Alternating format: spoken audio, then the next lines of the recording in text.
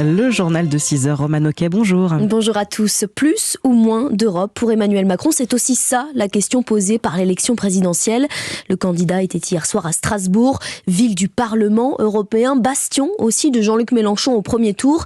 Jacques Serret, vous avez suivi ce déplacement du chef de l'État qui s'est servi de l'Europe pour séduire l'électorat de gauche et surtout marginaliser Marine Le Pen. Oui, un meeting au pied de la cathédrale Notre-Dame de Strasbourg, en plein centre-ville, perturbé au tout début par quelques dizaines d'opposants. Laissez ces messieurs, dames. Vous pouvez crier, y compris à la République, ce qui est à mes yeux une absurdité. Mais vous pouvez le faire. C'est la différence entre vivre en France à Strasbourg et vivre en Hongrie. Et Emmanuel Macron ne cite pas par hasard ce pays dirigé par Viktor Orban, proche de Marine Le Pen, car au travers de son discours sur l'Europe, c'est son adversaire pour le second tour qu'il vise sans détour. Cette élection est aussi un référendum sur l'Europe. La candidate d'extrême droite propose un projet nationaliste. Et je le dis ici, à quelques mètres de là où François Mitterrand a prononcé ces mots.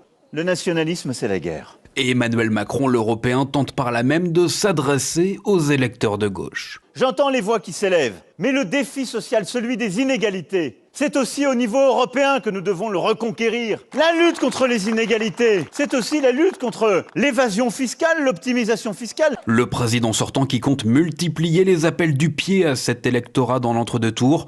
Un déplacement est déjà prévu demain sur le thème de l'écologie. Jacques Serret.